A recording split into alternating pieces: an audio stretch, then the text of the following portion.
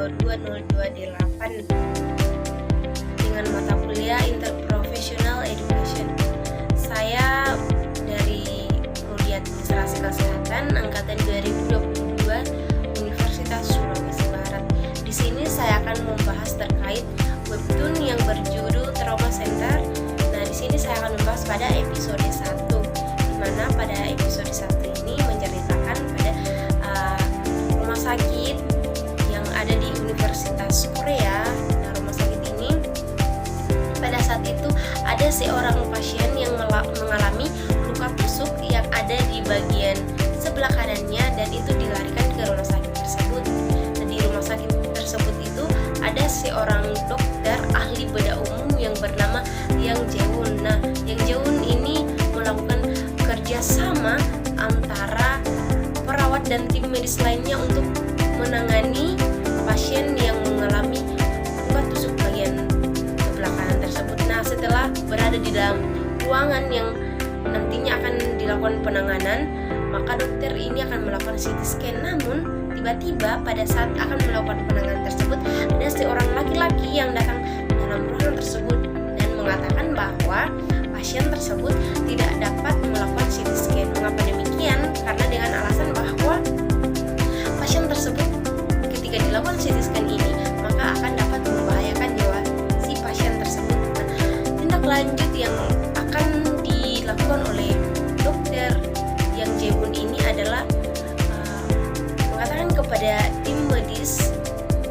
collaboration-nya atau kerjasama dengan tim medis lainnya bahwa silahkan menghubungi ruang kardioraks.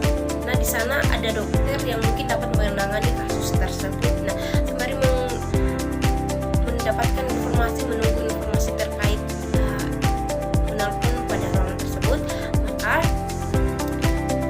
laki-laki tersebut yang datang pada ruangan penanganan tersebut ini memberikan tips atau memberikan cara dalam menangani pasien yang tidak dapat dilakukan CT scan yang mengalami luka tusuk pada bagian sebelah kanannya itu.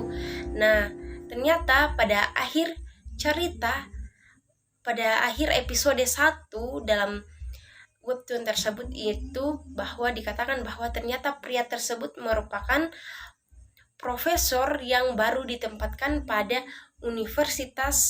rumah sakit Universitas Korea tersebut. Nah, kaitannya dengan interprofessional education yaitu adalah konsep dasar interprofessional education, di mana dalam episode 1 ini menceritakan antara kerjasama yaitu interprofessional education dan interprofessional collaboration. Itu collaboration itu menciptakan kerjasama antara dokter tersebut dengan tim medis lainnya, perawat dan lainnya dalam menangani kasus terhadap pasien yang sehingga memberikan perawatan dan penanganan yang baik sehingga dapat menghasilkan kesehatan yang baik dan pelayanan yang baik bagi pasien tersebut. Kemudian education yaitu bagaimana si laki-laki atau profesional yang datang pada ruangan itu memberikan tips atau cara kepada dokter melalui cara menangani pasien tersebut. Nah, mungkin itu sekian dari saya.